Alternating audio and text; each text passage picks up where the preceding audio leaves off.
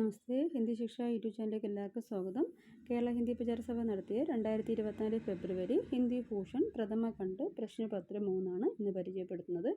ഇപ്പോൾ പരീക്ഷയ്ക്ക് പോകുന്ന എല്ലാവരും ഈ ഒരു ചോദ്യപേപ്പർ നോക്കിയിട്ട് പോവുക. ഈ രീതിയിലായിരിക്കും നിങ്ങളുടെ എക്സാം ചോദിക്കുന്നത്. ഇപ്പോൾ തേർഡ് പേപ്പറിൽ അനുവാദമാലയാണ് ഒന്നാമതായി കൊടുത്തിട്ടുള്ളത്.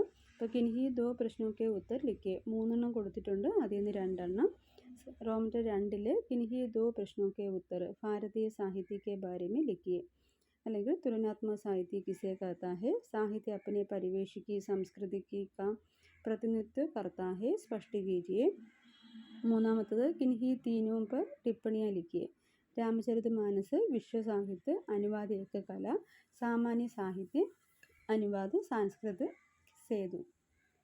പിന്നെ വരുന്നത് ട്രാൻസ്ലേഷനാണ്. ഹിന്ദി തന്നിട്ട് മലയാളത്തിൽ എഴുതുന്നതിന് 10 മാർക്ക്, മലയാളത്തിൽ നിന്ന് ഹിന്ദിയിലോട്ട് എഴുതുന്നതിന് 15 മാർക്ക്. അപ്പോൾ ഈ രീതിയിലാണ് തേർഡ് പേപ്പർ ചോദിക്കുന്നത്. അപ്പോൾ തേർഡ് പേപ്പറിൻ്റെ ചോദ്യപേപ്പർ എല്ലാവർക്കും മനസ്സിലായെന്ന് കരുതുന്നു. അപ്പോൾ എല്ലാവരും നന്നായിട്ട് പഠിച്ചിട്ട് പോവുക.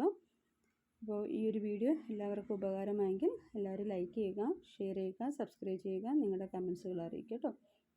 അപ്പോൾ എല്ലാവർക്കും ഹിന്ദി ശിക്ഷയുടെ വിജയാശംസകൾ.